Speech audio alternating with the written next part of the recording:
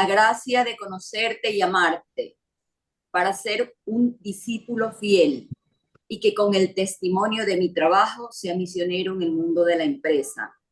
Te ofrezco mi esfuerzo para la construcción de una sociedad más justa, próspera, solidaria y humana.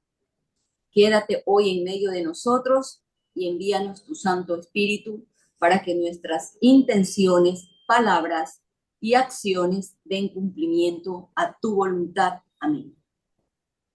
Empezamos esta sesión, este encuentro digital de ACE, agradeciéndoles a todos por haberse dado el espacio para estar aquí y sobre todo agradeciéndoles a nuestros expositores. La vemos aquí a Stephanie Macías, consultora, ya César va a comentar y hablar un poco de su perfil. Ya tuvimos la oportunidad de tenerla aquí con nosotros en una anterior ocasión, pero en estos momentos que está viviendo el país, eh, queremos, era el anhelo de todos los socios y de parte del directorio, que dos excelentes consultores y analistas políticos como ustedes, con esa visión fresca, nueva, de los millennials y centennials y los zetas nos den de cuál es la situación del país, hagan un análisis de los resultados. Nosotros en ASUNIAPAC estamos convencidos que las empresas están llamadas a ser comunidades de personas capaces de impactar positivamente en cada uno de sus colaboradores y de sus comunidades y de sus familias. Y bajo ese esquema, siempre esperamos brindarles un aporte fresco que renueve, que amplíe su visión. Por eso los hemos invitado a ustedes y vamos a manejarnos en esta sesión, en este encuentro. Va a ser nuestro moderador, César Coronel, amigos de ustedes, de Stephanie, y tanto de Stephanie como de César Febres Cordero, quien es el otro panelista, y vamos a ir fluyendo con cada una de las visiones que ustedes tengan, y vamos a estar exactamente hasta las 9:20 en exposición con cada uno de ustedes, con sus puntos de vista. Luego de esto vamos a tener 10 minutos para hacer una sesión de preguntas y respuestas, y luego el agradecimiento final por haber estado acompañándonos. Así que César, con esta bienvenida que les he realizado a los expositores y a las personas que se encuentran en este momento conectadas, te dejo el micrófono para que continúes con tu labor de moderador en este encuentro que tenemos, ¿no? Muchas gracias, querida presidenta. Muy buenos días con todos. Mi nombre es César Coronel y es para mí un gusto poder estar en esta mañana junto a ustedes en una conversación que estoy seguro será muy interesante y fructífera junto a dos grandes expositores, Estefaní Macías Patiño y César Febres Cordero Loyola, a quienes voy a presentar de inmediato una vez que esté justamente ahora en pantalla. En primer lugar, quiero hablarles de Estefaní Macías. Es un rostro que ya seguramente es familiar para todos nosotros. Ha ingresado a cada uno de nuestros hogares a través de la pantalla de televisión y de las redes sociales con su análisis siempre muy objetivo, pero sobre todo siempre novedoso. Yo siempre que escucho a Estefaní termino convencido de que ella tiene un punto de vista que probablemente no habíamos podido detectar. Y ese análisis tan interesante, tan novedoso y siempre tan exacto es lo que necesitamos en un momento como el que hoy vivimos. Estefaní es presidente de Buró Estratégico, una firma que tiene más de 15 años de experiencia en la incorporación de soluciones innovadoras y eficientes en el área de gerencia política y comunicación estratégica, manejo de crisis, corporate and public affairs. Es estratega, consultora y directora de campañas en el sector privado y público. Además, es especialista en estrategias de comunicación, crisis y estrategia de no mercado. Esta es la más adecuada en la prevención y preparación de una eventual crisis. Esto permitirá además una acertada gestión de los riesgos estratégicos, dando una oportunidad para una correcta administración de los asuntos políticos, públicos, regulatorios y potenciales crisis. Estefaní Macías además es amiga de la casa y como bien dijo nuestra presidenta, ya estuvo en un diálogo anterior y realmente siempre nuestros socios nos preguntan por ella y poder volver a escucharla. Además también me gustaría leer, Tere, el perfil de César para luego ya iniciar la conversación.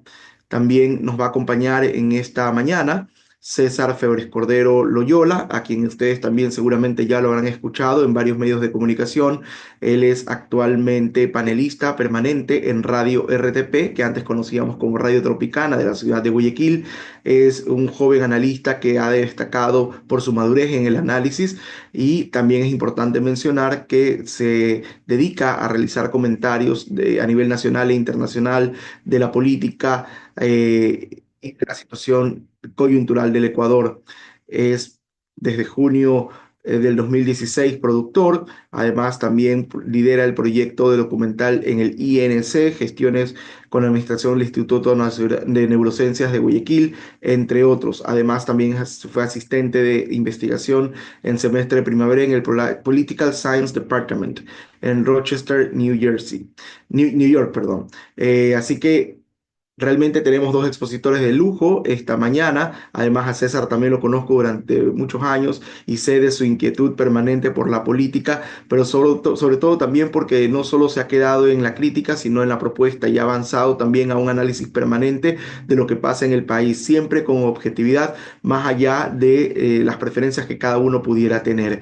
Así que el día de hoy vamos a tener estas dos exposiciones que estoy seguro serán de gran utilidad y le doy la bienvenida y le doy la palabra a nuestra primera panelista, que es la magíster Stephanie Macías Patiño. Stephanie, bienvenida, qué gusto volver a tenerte en ACE Uniapac. Hola, buenos días. César Febres Cordero, ¿qué hacemos después de esta presentación? Yo estoy sonrojada. Imagínate, me hubiera encantado grabar para cuando mis hijos duden, digo, César lo que dice de mí, para que sí me paren bola. Agradezco infinitamente la presentación. Para mí siempre es un gusto estar invitada, compartir el panel con mi amigo César Febres Cordero, a lo cual admiro y le tengo un cariño. Así es que es un gusto poder compartir con todos ustedes. No quiero hacerles perder tiempo, así es que vamos a lo que vamos. ¿Qué es las elecciones de Ecuador 2020? Les voy a hacer solo un pequeño refresh. Estoy seguro que todos manejan las cifras en su totalidad. Solo para tener claro, un poco para en contexto lo que está pasando hoy. Estamos viviendo con una ciudadanía impaciente, expectativas de inmediatez. Ha vuelto complejo el oficio de gobernar. No solo es de los legisladores, de los jueces, de los médicos. El problema es una enorme complejidad. No los puedo ver a todos en la pantalla, pero solo quiero intentar hacer una dinámica. Alce la mano quien, después de salir del doctor, googlea qué dijo el doctor. ¿Quién googlea cuando sale el doctor lo que el doctor dijo? ¿Quién googlea la medicina que el doctor proji? Con esto en mente, si hacemos esto con el doctor al cual estamos dando nuestra confianza y estamos yendo por su expertise, la legitimidad que le estamos dando al visitarlo y duda, no quiero decir, pero tenemos dudas razonables y si Google o Internet nos dice que lo que el doctor nos dijo no necesariamente se adapta a lo que estamos sintiendo, muchas veces solemos escribir al doctor o oiga, el doctor me dio X, oye, le puedes consultar de nuevo. Si hacemos esa búsqueda y ese posanálisis médico, imagínense la parte de gobernabilidad. Nosotros católicos, ese dogma de fe, ese dogma que le damos al doctor de creer y ponernos en su... Eso ya no existe en la parte gubernamental y electoral. Lo que el candidato A o el candidato B o el presidente, el ministro dice, siempre está en tela de duda. Nunca lo asumes como cierto. Y con esto en mente y con esta coyuntura, vamos a ver, ¿qué es lo que sucede hoy? Tenemos que analizar la segunda vuelta como esta primera vuelta tiene datos de segundo, hay que analizarla. Y con César en una entrevista dije que era una primera vuelta con segunda. Y él, súper generoso, dijo, como dijo este, ¿por qué? Porque al haber esta polarización tan grande, casi hubo dos candidatos. Entonces, cuando queremos analizar las cifras, tenemos que verlo como primera vuelta 2025, segunda vuelta 2023. ¿Qué es lo que estoy viendo en manera general? Veo un déjà vu del 2024 en el tema gubernamental. porque si ustedes se recuerdan, cuando fue la consulta popular, el gobierno ganó 9 de las 11 preguntas y la opinión pública le preguntaba al gobierno qué pasó que perdieron en 2, en vez de la narrativa ser ganaron en 9. Y esto es un poco lo que estoy sintiendo en estos últimos días, en los cuales, a pesar de que el gobierno ha ganado en primera vuelta, hay un sabor agridulce. Entiendo que la narrativa era que iban a ganar en primera, pero ganaron.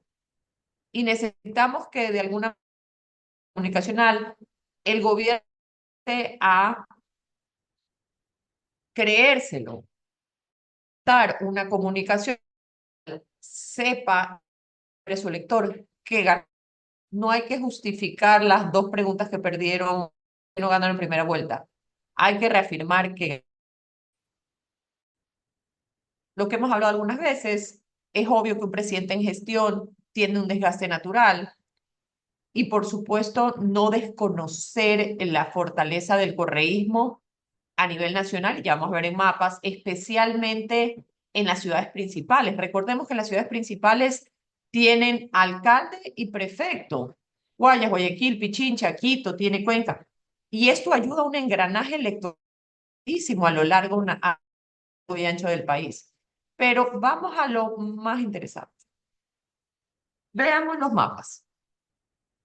El mapa en azul es las elecciones es estas elecciones. Como podemos ver, la costa está Luisa González, la Sierra Centro y parte de la Amazonía con Daniel Noboa. Pero quiero invitarlos a que hagan un análisis de los otros mapas. El mapa de su derecha, azul con morado, es la primera vuelta 2020.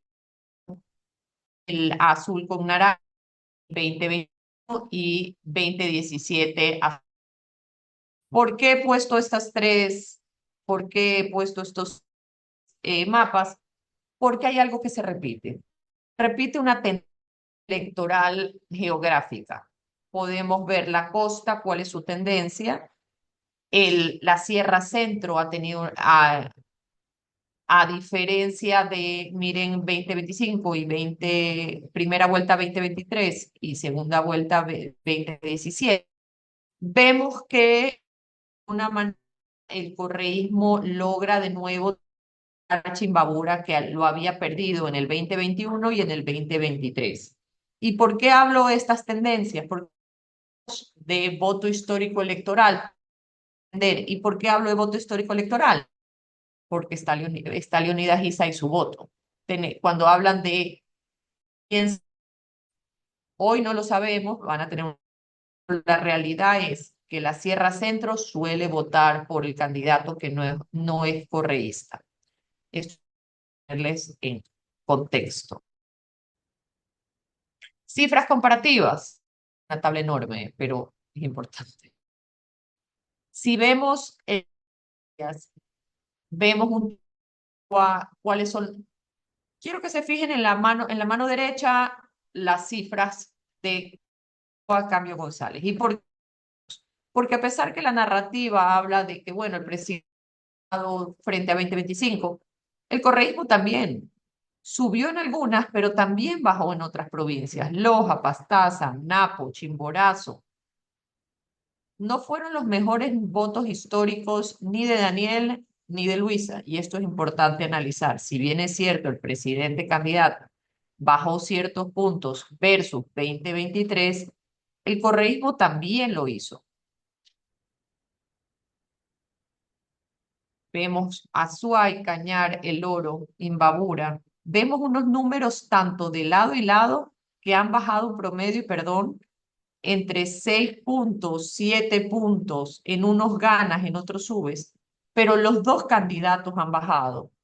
¿Por qué he hecho este análisis? Por importante el humor electoral. Si bien es cierto, hay mucha gente que está votando y está entusiasmada, hay otra gente que se está desactivando en el voto. Manabí, miren que incluso Manabí, que es la fortaleza del correísmo, tanto Luisa como Daniel bajan unos puntos versus 2023. Y voy a hablar del voto nulo solo para me muero de ganas de escuchar lo que tiene que decir César Férez, cabeza baja y sube, terminar solo en contexto de cifras para contarles. ¿Por qué les presento el voto nulo? Porque a pesar que el voto nulo siempre se ha mantenido igual, suele subir en las segundas vueltas. ¿Y por qué presento el voto nulo? Porque también debiese haber una estrategia electoral para activar este voto. Así como hay el voto de Andrea, así como hay el voto de Isa, también hay un voto migratorio. ¿Por qué digo migratorio? Porque hay unos votantes que en 20 por el presidente que han migrado de Luisa, pero esos votos no saben una campaña y una comunicación del presidente diciendo, te escucho, entiendo, dame una nueva oportunidad, migrarán, o con una campaña de Luisa se fidelizarán y el correísmo de alguna manera contendrá esos votos para que no vayan. Y es interesante del voto nulo que habría que quién, cómo y dónde, porque pudiese sacar un par de cifras de voto nulo. Y, por supuesto, estamos viendo hoy en día, les voy a mostrar unas cifras interesantes, cómo el gobierno se activa no solo de los jóvenes, sino de los adultos mayores. Esto es interesante. Van a comenzar a ver, y lo he estado viendo ya que monitoreo medios y las redes y la comunicación gubernamental, una activación por el voto del jubilado y tercera edad interesante. Hay 3 millones de jubilados que no están obligados a votar. Entonces, esto es interesante porque si activas también este voto pudiese ser hasta un voto patriótico que se active a votar y le pidan a su familia. Hay un porcentaje robusto que pudiese también ayudar en la elección. El Ecuador en cifras tiene 69% población joven, 31% son adultos jóvenes, 20% entre 40 y 59. 3 millones son, 3 millones y medio son jóvenes, y los adultos mayores que les decía son más o menos 9%. Y un 9% en estas elecciones es un mundo de porcentajes, es un mundo. Solo para terminar, por el cambio del gabinete. También se habla como oxigenación. ¿Por qué oxigenación? En esta oxigenación podemos leer entre líneas qué es lo que el gobierno está buscando. Aparte de la priorización y del lineado de cancha diferente, hemos visto los cambios importantes sector social y seguridad. Creo que estos 3 son los ejes que vamos a ver priorizar, vamos a ver campañas al respecto y vamos a ver proyectos gubernamentales que lleven hacia, de nuevo, salud social y seguridad. Y creo que esto va a ser cambios que el gobierno está viendo. Vimos cambio en el Ministerio de Economía, tal vez el anterior ministro era mucho más dogmático y ortodoxo en el manejo de las cifras y el manejo del gasto. Creo que vamos a ver una inyección importante de lo que le dicen es inyectar dinero a la ciudadanía. Lo vamos a ver a través de obras, lo vamos a ver a través de proyectos sociales y lo vamos a ver a través del pago de algunas de las deudas que tiene el gobierno, viene arrastrando diferentes gobiernos al eso, un poco para poner en contexto y dejar a César hacer toda la parte de opinión y si les parece abrimos debate y comentarios varios.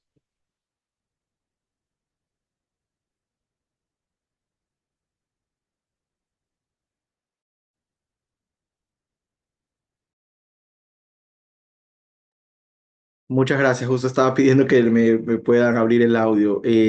Estefaní, interesante análisis y creo que el contexto es propicio justamente para poder continuar con el diálogo ahora con César Febres Cordero Loyola. Sin duda alguna, tenemos mucha curiosidad de saber lo que pasó y también lo que podría pasar de aquí de cara a una segunda vuelta. Es importante también identificar lo que se hizo bien en cada campaña, lo que se hizo mal en cada campaña y cuáles son los retos que deben asumir los candidatos en esta segunda elección. Luego de la brillante exposición y el contexto que ha dado Stephanie, vamos también con la que estoy seguro será una interesante conversación con César Febres Cordero Loyola. César, bienvenido a Hace Uniapac. Qué bueno tenerte acá y espero que no sea la última vez que nos acompañes, sino que se haga frecuente tu participación en este tipo de encuentros. Bienvenido. Hola, siempre es un placer poder encontrarme contigo, César, con Stephanie. Es un gusto poder por primera vez presentarme ante ustedes. Tengo una presentación corta, sencilla, sucinta, pero que espero que sea de provecho para los miembros de la asociación. Ahora, si me permiten compartir pantalla, saben que a pesar de mi edad no soy muy bueno para lo tecnológico. Ok. ¿Se puede ver toda la pantalla o solo la presentación? Se ve reducido. O sea, Voy a poner- deberías ampliar la pantalla. Ahí sí. Ahí está, perfecto, ok. Entonces, ¿cómo le he puesto un poquito a la situación actual? Tenemos a dos candidatos raspando cubitos de hielo. Ya están vendiendo hielo raspado, pero en cubitos. No están peleando por porcentajes muy bajos. Y creo que hay una expectativa en cierto segmento del comentariado bastante optimista de cuánto se puede sacar. ¿Ya? Y quiero un poquito dirigirme a eso en esta conversación. Primero, eh, antes de entrar a eso, igual hay que poner el contexto, que creo que Stephanie comparte mi opinión, de esta segunda vuelta, que es una segunda vuelta, casi una tercera vuelta, le ha dicho ya a otra persona, que se ha sentido como una derrota para ambas campañas, y porque aquí vemos, por ejemplo, declaraciones del expresidente Correa, que daba un par de días antes de las votaciones. De seguir la tendencia, ganamos en una sola vuelta. Por ahí también otros en el correísmo ya hablaban de un fraude anticipado, de cuidar el voto, discurso que no es muy extraño, pero generalmente empata con lo que también vemos aquí de Correa, ¿no? Ya ganamos en primera vuelta. Conozco que a la interna en el correísmo manejaban números optimistas y había, digamos, escuché los labios de un funcionario electo por el correísmo semanas antes de las elecciones. Había algunos de ellos que pensaban que ya eran los ganadores, iban a ganar por bastante, si no ganaban en primera, iban a sacarle bastantes puntos por encima a Daniel Noboa. Llega el día de las elecciones y no es así. Pero por el lado del gobierno vimos algo parecido, en una ofensiva de encuestadoras, casi, ¿no? Aquí estoy mostrando números de, no los tracking, sino las últimas encuestas publicadas antes del cierre oficial para poder hacerlo, digamos, de manera abierta, mostrar números. Ipsos, que hace datos, informe confidencial y comunicaliza. No voy acerca de ganar o ganando en primera vuelta. ¿Ya? Y tuvimos hasta el último día, por ejemplo, a personajes del gobierno cercanos al gobierno, funcionarios, el caso, por ejemplo, el presidente del Consejo del IES, diciendo no emplastiquen, ¿ya? Porque vamos a ganar en primera. Entonces, ¿qué ocurre? Terminan en un empate que se siente como derrota y que es una oportunidad perdida para ambas candidaturas, sobre todo creo que para la candidatura del presidente Noboa, porque el presidente Noboa, si no hubiera generado esta expectativa de ganar en primera vuelta y hubiera provocado que se confíe en muchos comentaristas afines al gobierno y muchos partidarios del gobierno, él hubiera podido salir a decir el 9 de febrero, yo soy la primera persona desde mi padre que los lleva en segundo lugar a la segunda vuelta. Es una derrota histórica para el Corrillo. Hubiera podido decir, y bueno, sí, le ganaron a mi padre en la segunda vuelta de esa elección, pero yo les gané en la segunda vuelta anterior. No, hubiera podido salir con un discurso triunfalista. ¿Y por qué la importancia de eso? No por decirte ganador, porque eso podría hasta desmovilizar a tus votantes dudosos. Hay un peligro en que la gente que vota por ti porque no vuelve al correísmo se sienta confiada de que vas a ganar y tentada a no ir a votar nulo. Algo que es menor digamos, en la situación polarizada de hoy en día y en un país donde el voto es obligatorio, pero sigue siendo un riesgo, ¿no? Pero yo creo que hubiera sido una ventaja realmente, porque el correísmo no sabe administrar sus derrotas. Se deprimen, culpan al votante. El expresidente Correa constantemente habla de que no hay que examinar los errores de campañas anteriores, sino de culpar y responsabilizar al votante por no haberlos elegido y por la debacle que vive el país. A la interna hay muchas fricciones, el trauma de la traición del 2017. Si Daniel Noboa hubiera salido a proclamarse el vencedor, hubieran provocado probablemente serios problemas internos en el correísmo, cacería de brujas, búsqueda de responsables.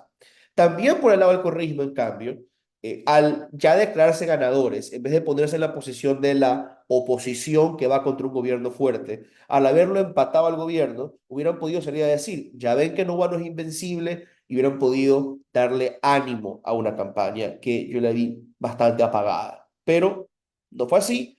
Yo creo que por adelantado se derrotaron. y terminan en este empate. Ahora, hay un tercer jugador interesante que es Leonidas Isa, ¿no? Por ahí Otto Sonnenhauser, recuerdo, compartió un tuit donde decía básicamente cómo es posible que lo ponderemos tanto a Isa si con números parecidos Yacu Pérez terminó jubilado en la anterior elección, ¿no?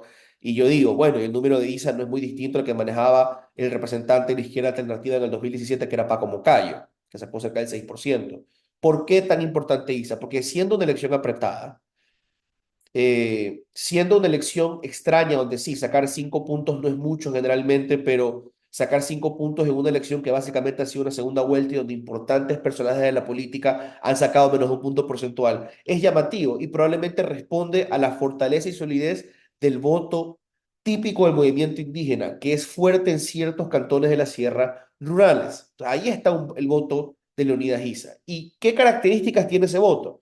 Bueno, primero, que aunque el voto no es endosable, pero sí es movilizable, que no puedes simplemente entregarlo diciendo yo te sumo mis votos, tiene un apoyo oficial, sino que tienes que tú como dirigente hablarles a ellos y convencerlos de que actúen de cierta forma. Eso ya ha ocurrido. Ese voto se dejó movilizar en el 2021 con el nulo ideológico. El nulo más alto de la historia se dio en el 2021 cuando Jaco Pérez, que casi entra en la segunda vuelta, en segunda vuelta dice, vamos a votar nulo. ¿Qué pasó? Que hasta Leonidas Issa aceptó eso. Leonidas Issa, siendo un hombre más de izquierda, fue por el nulo ideológico, y el presidente de la CONAIE en ese momento, Jaime Vargas, que salió a apoyar a Andrés Arauz, fue sacado de la presidencia de la CONAIE, ¿ya? Entonces, el movimiento indígena es organizado. El movimiento indígena no obedece siempre a los presidentes de la CONAIE, sino a los lineamientos de su liderazgo colectivo. Y ahí, digamos, podría haber una oportunidad para quién. Probablemente para Daniel Noboa. Si el movimiento indígena desanimado va por el nulo o es movilizado hacia el nulo, podría favorecerlo. ¿Por qué? Porque en la misma elección de 2021, el voto nulo es fuerte en provincias que clásicamente en segunda vuelta, bueno, pero en sectores de provincias de la sierra, que aunque en segunda vuelta generalmente votan en los últimos años por el candidato no correísta, en esos sectores específicos del movimiento indígena, ese tipo de votos sí se mueve a la izquierda, y en vez de moverse a la izquierda, se fue al nulo. Eso favoreció a Guillermo Lazo. Ahora, eh, viéndolo más de cerca, por ejemplo, el cantón Guamote, que en segunda vuelta del 2023 tuvo un nulo alto, y esto ya no es el nulo ideológico movilizado, es un nulo que nadie se los pidió, ¿ya? En segunda vuelta del 23, Guamote, 13-12% de nulo. Primera vuelta del 25, los números de ISA altísimos, encima del 40%. Pujilí en Cotopaxi, en segunda vuelta, nulo 13,03%. Pujilí en esta primera vuelta, ISA 43,53%. ¿Ya? Son provincias, cantones en provincias que son claves para Daniel Noboa, porque ya, y les recomiendo leer análisis Javier Rodríguez Sandoval, podemos ver que Daniel Noboa retrocede en ciertas provincias de la sierra, mientras que no crece sustancialmente en la costa. Está perdiendo el bastión típico en segunda vuelta del candidato no correísta. Entonces es importante para Daniel Noboa que esos votantes o no se vayan al correísmo, por lo menos vayan por el nulo, ¿no? Si es difícil sumarlos. Ahora, algunos de ustedes han visto seguramente en Coavisa, en ciertos canales de televisión, a figuras del movimiento indígena hablando de cómo Correa los persiguió, ¿ya? Y uno podría decir, bueno, entonces ellos definitivamente van a ir por el nulo o incluso hasta apoyarían a Noboa para que no vuelva el correísmo. No necesariamente. ¿A quiénes se está entrevistando? Porque entendemos mal el movimiento indígena muchas veces. Cecilia Velázquez, ¿ya? Que la CONAIE pidió que la expulsen de Pachacutic cuando a finales del gobierno de Lazo sale un audio filtrado, no comprobado que sea ella, donde supuestamente está negociando cargos. Fue candidata a la coordinación del movimiento Pachacutic y perdió contra Guillermo Churuchumbi, el actual coordinador apoyado por Leonidas Issa. Una elección que se tuvo que repetir porque fue un conflicto tremendo. Entraron a patadas, el CNE los obligó a repetir esa elección donde finalmente gana Churuchumbi. Marlon Santi, ya que fue coordinador de Pachacutic también en su momento, que en un momento Leonidas Issa, en el gobierno anterior, lo sienta al lado y la amenaza de que si Pachacutic en la asamblea sigue negociando con Guillermo Lazo y sigue apoyándolos en ciertos proyectos de ley, pues recibiría un castigo, ya, en los territorios. Entonces, no son figuras, ¿verdad? Necesariamente representativas de todo el movimiento indígena, quizá de un segmento más moderado. Son esos, digamos, miembros de las comunidades indígenas que han votado por Leonidas Issa, los mismos que podrían escuchar a Cecilia Velázquez, a Marlon Santi, yo lo pondría en duda. Yo lo pondría en duda. Entonces ahí hay digamos, un llamado a estudiar más de cerca el movimiento indígena, el voto de Leonidas Issa. Si pensamos en sumarlo a todo lo cual candidato o a todo lo cual opción, hay que tener mucho cuidado. Hay que recordar también, ¿no? Leonidas Issa en televisión, cuando se le ha preguntado por la persecución del correísmo, ¿qué responde? En la época de Lucio Gutiérrez admitió lo que hicieron matar. Ahora hay un montón de activistas que por el tema de palo quemado en del proyecto minero en Cotopaxi se los ha metido presos, persecución. Entonces él dice, por cada caso que yo mismo te puedo decir de Correa, tengo otro caso de otros políticos que yo identifico con la derecha. Eso es lo que básicamente te dice Leonidas Issa. Entonces cuidado con ese actor. ¿Por dónde crecer? Hay quienes dicen, muy bien, tenemos una opción de llevarme el voto de los nulos y blancos. Yo lo pondría en duda. Los nulos y blancos, ¿verdad? En los últimos años, los tenemos acá. 7% el nulo en el 2017, 9,55 en el 2021, 6,77 en el 2023, 6,80 en esta última elección en primera vuelta extraña en muchos sentidos, pero no en esto. El nulo se ha mantenido en el nivel bajo histórico. El propio Javier Rodríguez que citaba dice que no hay realmente un nulo histórico promediable, pero he conversado con él y creo que concordamos en que sí podemos hablar de una especie de piso en el cual es difícil o sería extraordinario que alguien logre que el nulo baje. Estos candidatos ya están en ese piso. Entonces, si tienes un nulo del 6,80%, y creo que Stephanie algo hablaba de esto, difícil que tú vayas a sacar votos de ahí.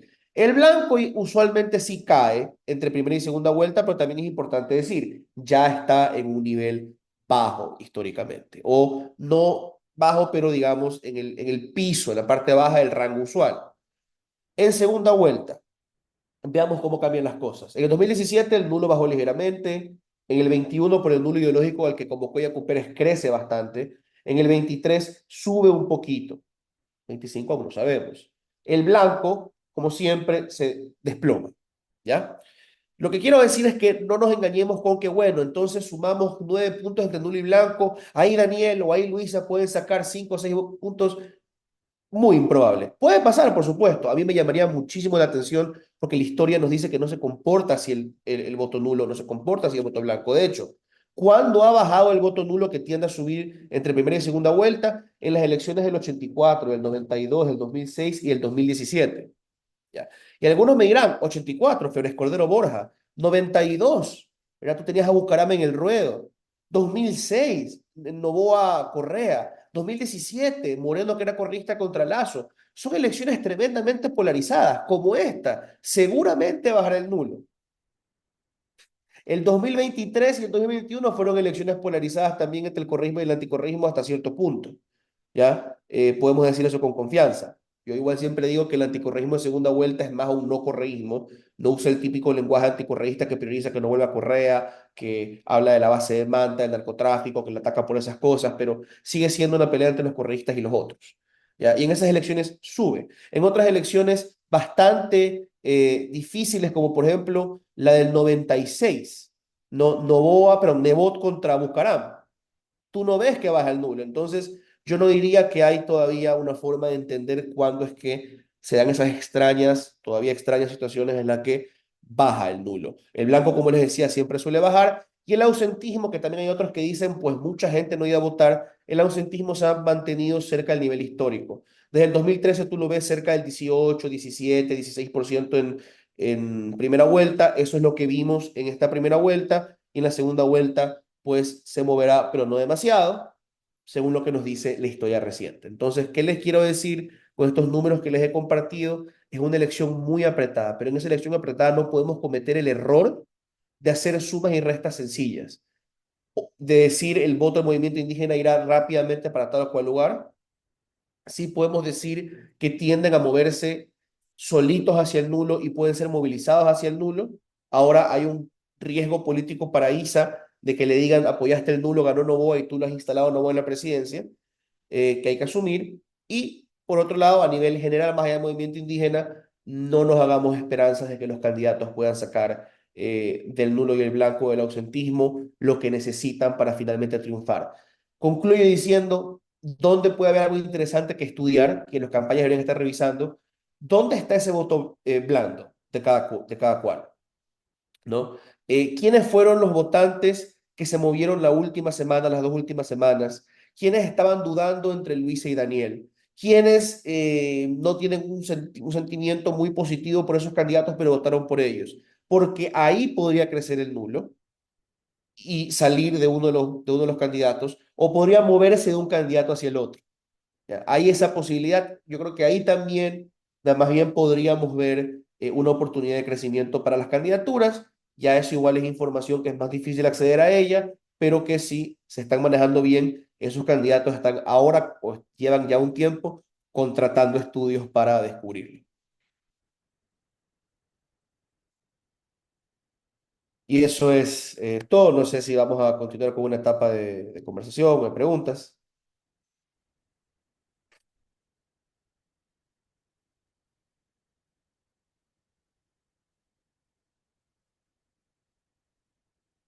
Creo que es mi tocayo César Coronel quiere la palabra. Sí, muchas gracias. Disculpa, es que parece que hay un sistema de bloqueo de micrófonos, pero ya se va a corregir. César y Stephanie, gracias por estas exposiciones. Hay muchas preguntas del público, algunas que he recibido también por interno, así que para poder ganar tiempo, porque además sé que algunos de ustedes ya tienen otros compromisos a partir de las 9:30 de la mañana, vamos a arrancar y les pido por favor que sus respuestas sean muy breves. Esta primera pregunta es para los dos y les ruego lo respondamos en el orden Stephanie, César. Independientemente de quién gane, ¿cómo lograr acuerdos mínimos en el país luego de una elección tan polarizada como la que vivimos, sin importar cuál de los dos candidatos gane en esta segunda vuelta?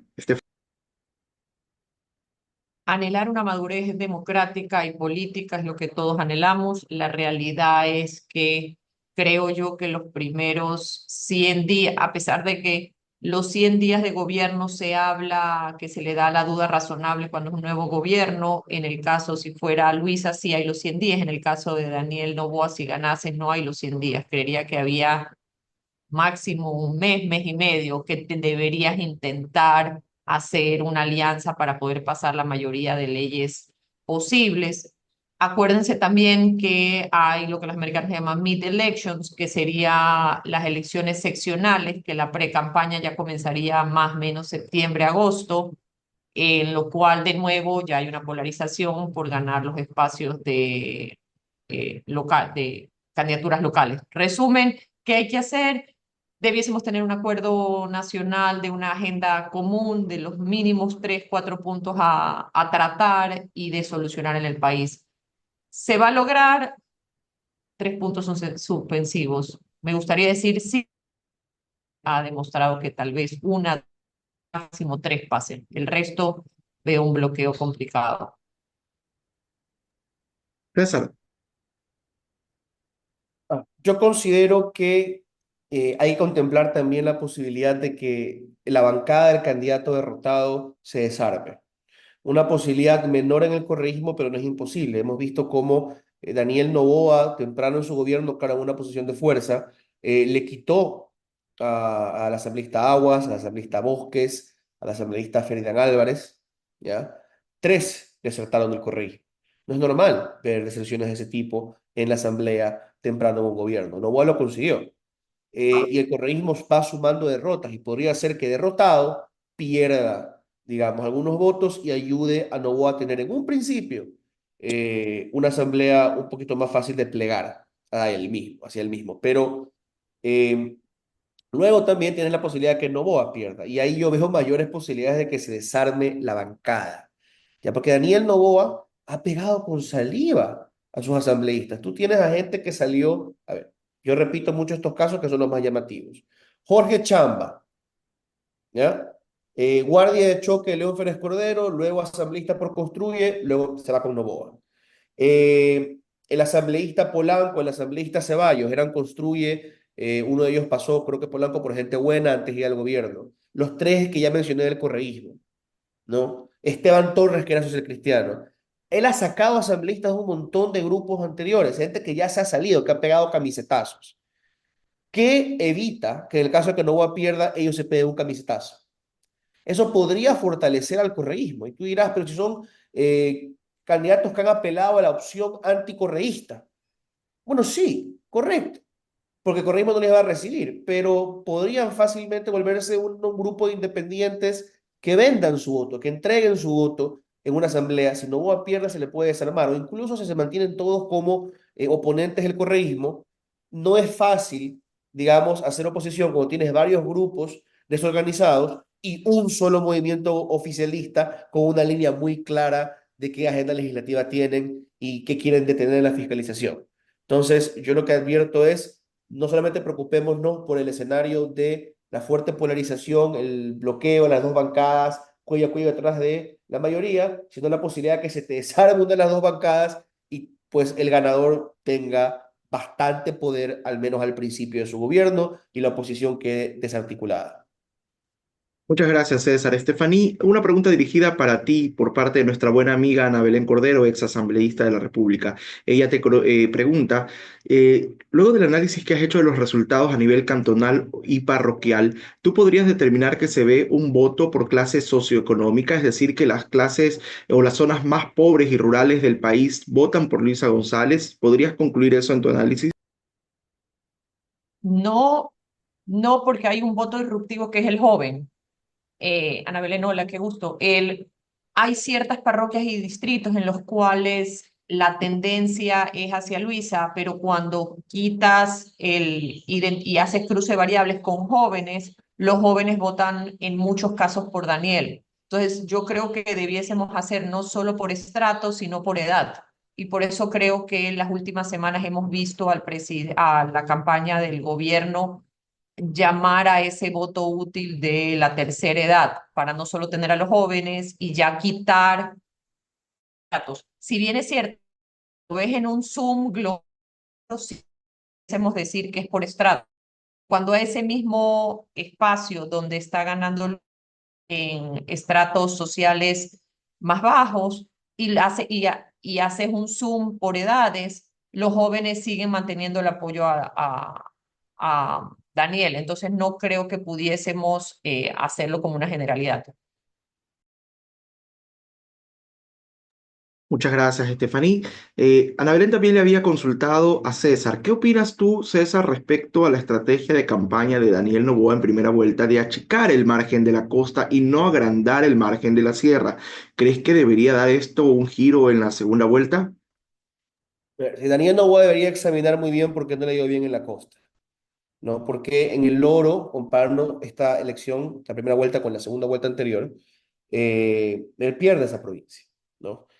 Claro, crece un poco en los ríos, donde de hecho uno ve la presencia constante de la primera dama y de algunas personas del gobierno. Le han puesto mucha atención en la provincia de los ríos. Eh, pero de ahí, veamos, por ejemplo, el gobierno donde ha hecho operaciones, digamos, a gran escala del bloque de seguridad. Esmeraldas, Manabí, parte de la provincia del Guaya, ¿no? En particular, se han instalado en Manta y en Durán, digamos, comandos de bloque de seguridad, ¿no? Y así lo han proclamado. En un momento casi que se trasladó el brazo de seguridad del gobierno central a Manta y sesionaban ahí.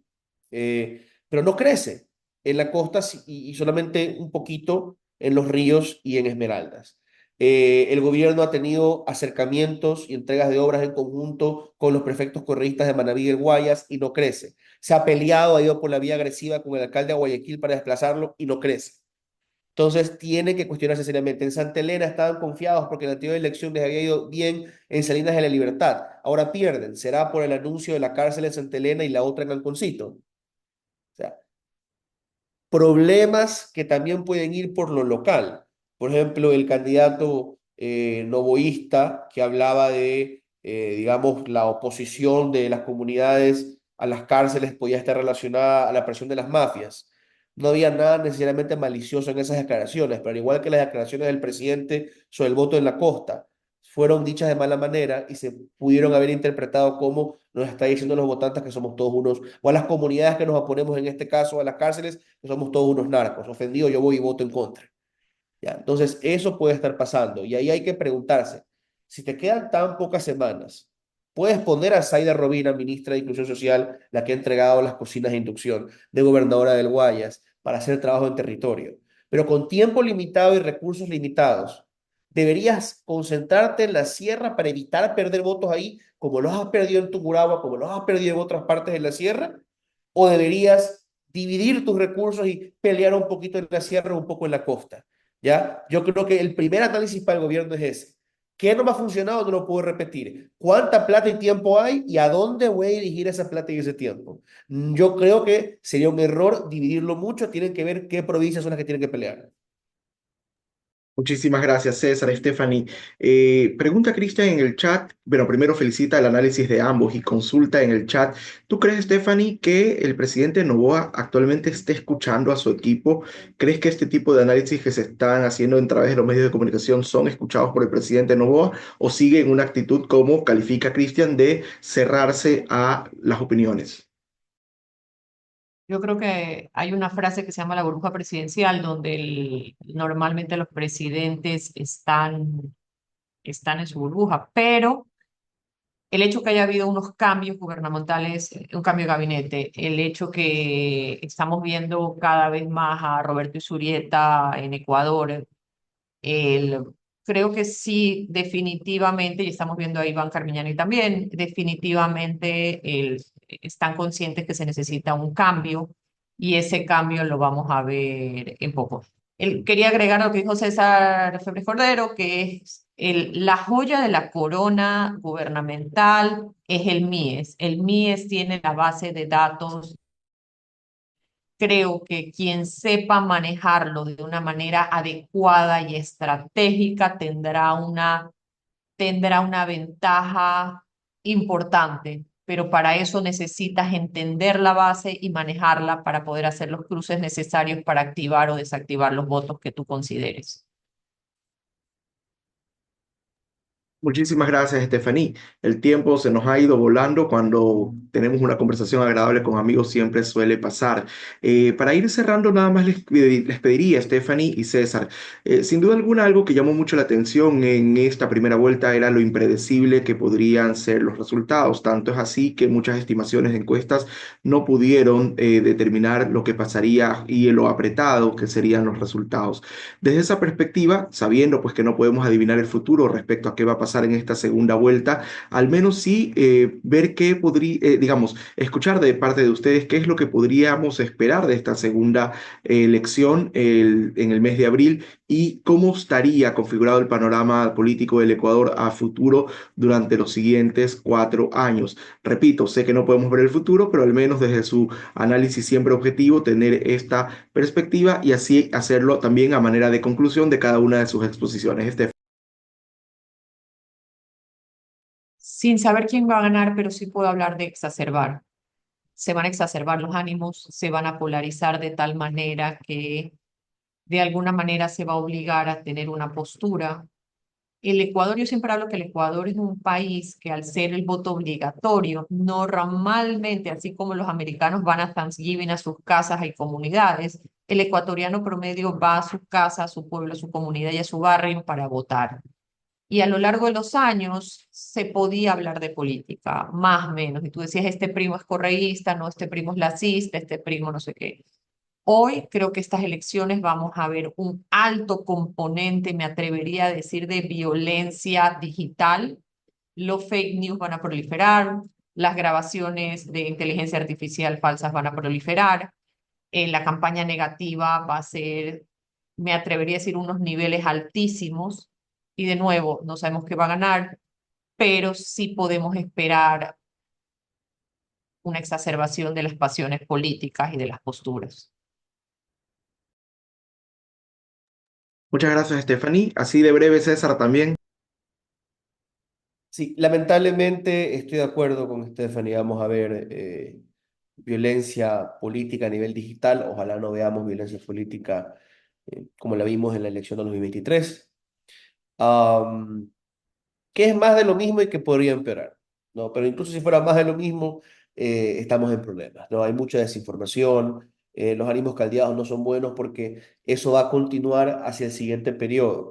Necesitamos gobernabilidad y va a ser complicado. Mucha gente tiene la esperanza de que, bueno, me cae bien o mal el presidente, estoy de acuerdo o no con el presidente, pero se reelige y va a entrar con solidez. y va a poder gobernar. A que alguien nos gobierne es lo mínimo que uno puede esperar y no hemos tenido buena gobernabilidad en los últimos periodos. Eso, digamos, tenemos que ponerlo muy en duda, ¿no? Pensar que va a ser difícil. Creo que va a ser una segunda vuelta en que las últimas semanas quizá veamos un intento de montar, digamos, las denuncias, los ataques, pero no como en otras elecciones, porque, por ejemplo, esta última semana de la primera vuelta, eh, yo esperaba personalmente los típicos bombazos que desde los años 80, 90 veíamos, están guardando el peor escándalo de corrupción para los últimos días. Y realmente no lo vimos. ¿Qué será? ¿Será que este gobierno se defiende bien? ¿Será que el correísmo está demasiado distraído? Pero eso me llamaba mucho la atención. O sea que va a ser una, digamos, una elección, si continúa siendo así, una elección de muchos ataques a nivel personal, de hablar de los escándalos que todos conocemos, de nada nuevo que reviente, enfocado en la polarización correísmo-anticorreísmo y lamentablemente con pocas discusiones de fondo, lo cual lamento porque si tú estás peleando por el voto de Leonidas Issa y en teoría también por el de Adrián González Nader, te da la opción de conversar a fondo de qué nos divide como país en el tema ambiental, en la explotación minera y petrolera, en los recursos no renovables, en las autonomías y descentralización hacia las comunidades rurales, que también puede ser una causa para hablar de la descentralización en la costa hacia las grandes ciudades. Hay temas de qué hablar y sin embargo yo no creo que estemos caminando hacia eso, lo cual siempre es una pérdida en democracia. Y Muchísimas gracias. Sí, solo para aumentar hay que estar pendientes porque tenemos el sorteo de los 3 nuevos jueces de la Corte Constitucional y empecemos este año ya los fiscales. Eso solo para poner todo a lo cual debiésemos tener puesta. muchísimas gracias, Stephanie y César, brillantes exposiciones, y agradezco también no solamente a ustedes, sino a CENIAPAC por haberme permitido participar en este espacio. Le dejo la palabra ahora a nuestra presidenta Isabel Villamarín para el cierre del evento. Stephanie y César son unos cracks con su exposición. Realmente nos han esclarecido muchas cosas, sobre todo porque ustedes son de los millennials y su visión muy pragmática, muy, yo diría que realista, con otra información que a veces los típicos políticos no la analizan, como por ejemplo la base de datos del MIE de la que habló Stephanie, donde hay cualquier cantidad de información y se puede llegar de una manera muy efectiva. En todo caso, ha sido muy valioso, ha sido muy refrescante que ustedes hayan colaborado con nosotros en este encuentro digital que hacemos para nuestros socios y que nos den unas pautas de cómo va el comportamiento con los votantes y que podamos tener más elementos para elegir bien a nuestros candidatos, porque eso es lo más importante. Y les queremos agradecer, le vamos a hacer llegar un reconocimiento digital a través de Teresita y queremos una vez más darles toda yo diría, el agradecimiento y la gratitud por este espacio que nos han brindado. Y a todos los que están presentes, agradecerles también porque se han quedado hasta el final, pero valía la pena lo que hemos recibido de una manera, yo diría, directa de estos expositores es muy valioso. Así que muchas gracias a todos. Por mi parte, me despido y les agradezco a cada uno de ustedes.